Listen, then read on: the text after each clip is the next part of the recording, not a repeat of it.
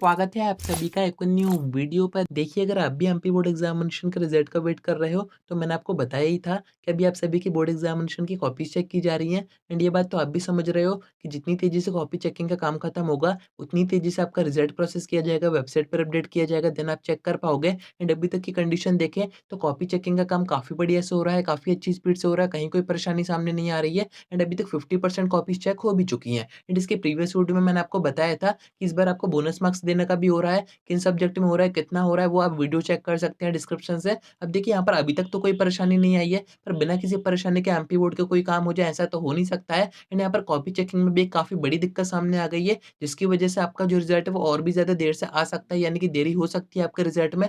क्या है वो रीज़न मैं आपको आगे बताता हूँ, वीडियो में एंड तक बने रहिए। नहीं तो सब्सक्राइब के साथ-साथ नोटिफ़िकेशन आइकन ज़रूर से ऑन करके रखिएगा। बोर्ड एग्ज़ामिनेशन की ऐसी इन्फॉर्मेटिव वीडियोज़ मैं आपको आगे देता रहूँगा। अब देखिए, अपडेट सामने आ रही है, इसमें आपको बताया जा रहा है कि एमपी बोर्ड के पास कोई सब्जेक्ट के तो टीचर ही नहीं है जो कि आपकी बोर्ड एग्जामिनेशन की कॉपी चेक करें। एंड ये काफ़ी बड़ी दिक्कत है, क्योंकि इसका सीधा-सीधा इम्पैक्ट कॉपी चेकिंग की स्पीड पर पड़ सकता है, यानी कि आपके रिजल्ट पर पड़ सकता है। वैसे भी आपका जो रिजल्ट है उसको आगे पोस्टपोन कर दिया गया है, क्योंकि स्टार्टिंग में जो बोर्ड के अधिकारी थे वो ये बता रहे थे कि 15 अप्रैल तक आपका जो रिजल्ट है वो अनाउंस हो जाएगा, पर इसको आगे मई के फर्स्ट वीक में पोस्टपोन कर दिया गया है। उसका रीज़न मैंने आपको बताया ही था कि 9th और 11th के एग्जाम हो रहे थे, 5th और 8th के बोर्ड एग्जामिनेशन हो रहे थे, जो कि अब खत्म हो गए हैं। तो जो स्पीड है वो वापस मेंटेन हो गई है, यानी कि स्पीड बढ़ गई है। पर अब ये दिक्कत सामने आ गई है कि इन सब्जेक्ट के जो टीचर ही नहीं है। एंड ये जो सब्जेक्ट की बात हो रही है, कोई कॉमन सब्जेक्ट नहीं है, ये आपके हिंदी, इंग्लिश, मैथ या साइंस, संस्कृत ऐसे सब्जेक्ट नहीं है। ये हैं काफ़ी रेयर सब्जेक्ट। कौन-कौन से हैं उसकी इन्फॉर्मेशन आपको यहाँ पर दी जा रही है। गुजराती हो गया, मराठी हो गया, पंजाबी हो गया। अब जो बच्चे ये चूज़ करते हैं वो इनके बोर्ड एग्ज़ाम देते भी हैं। एंड अभी एमपी बोर्ड की मजबूरी है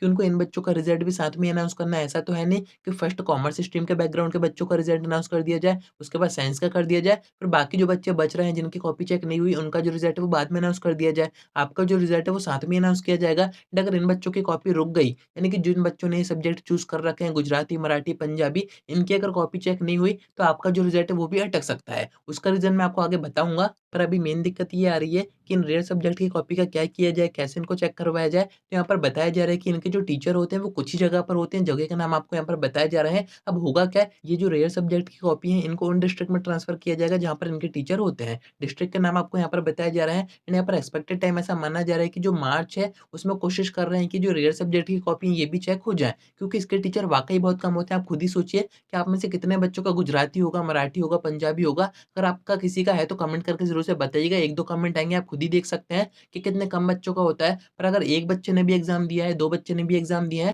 तो एमपी बोर्ड को सभी सब्जेक्ट का डेटा साथ में चाहिए होता है, उसके बाद ही आपका रिज़ल्ट प्रोसेस किया जाता है। अगर किसी एक सब्जेक्ट की भी कॉपी रुक जाती है, उसकी कॉपी चेक नहीं हुई है, उसका डेटा नहीं आया है, तो आपका जो रिज़ल्ट है वो आगे प्रोसेस नहीं किया जाएगा, क्योंकि आपका जो रिज़ल्ट है वो साथ में ही अनाउंस करना है। ऐसा नहीं है कि डिफरेंट स्ट्रीम के अकॉर्डिंग डिफरेंट डेज़ पर रिज़ल्ट अनाउंस किया जाए, ऐसे में एमपी बोर्ड का भी काम बढ़ जाएगा एंड ये थोड़ा-सा अनसिस्टमैटिक भी हो जाएगा। बाकी एमपी बोर्ड तो यहाँ तक कोशिश करता है कि 10th और 12th का जो रिज़ल्ट है वो साथ में अनाउंस कर दिया जाए, यानी कि एक ही दिन अनाउंस कर दिया जाए। अब चाहे उनकी वेबसाइट क्रैश हो, चाहे कुछ भी हो, पर वो ये सोचते हैं कि हमारा काम कम हो जाए। पर अभी ये बड़ी दिक्कत सामने आ गई है कि इन सब्जेक्ट्स की कॉपी अगर टाइम पर चेक नहीं हो पाई, तो ऐसे में आपका जो रिज़ल्ट है वो और आगे बढ़ता जाएगा, यानी कि उसमें देरी होती जाएगी। फिर भी एमपी बोर्ड ये कोशिश कर रहा है कि मार्च के एंड तक आपके इन सब्जेक्ट की कॉपी भी चेक हो जाए, बाकी आपके जो मेन सब्जेक्ट है उनकी कॉपी भी चेक हो जाए, क्योंकि अभी जो 50% कॉपी चेक हुई है उसमें बस मेन सब्जेक्ट्स की कॉपी चेक की गई है, जैसे कि मैथ्स हो गया, हिंदी हो गया, इंग्लिश हो गया। बाकी आपके जो अदर सब्जेक्ट होते हैं, आपका आईपी हो गया, एडिशनल सब्जेक्ट आपके जो भी होते हैं, उनकी कॉपीज़ चेक सेकंड राउंड में की जा रही है। वैसे तो अब थर्ड राउंड स्टार्ट हो गया है। 50% जो कॉपीज़ बची हैं उसमें अब ऐसी सब्जेक्ट की कॉपी बची हैं जिसमें से कुछ रेयर भी हैं।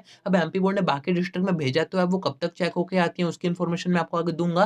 बाकी आपका जो रिज़ल्ट है उसकी एक्सपेक्टेड टाइम तो वही रहेगा, अभी कुछ उसमें चेंजेस नहीं हुए हैं। मई के फर्स्ट वीक तक अभी बताया जा रहा है कि आपका जो रिज़ल्ट है वो अनाउंस हो जाएगा।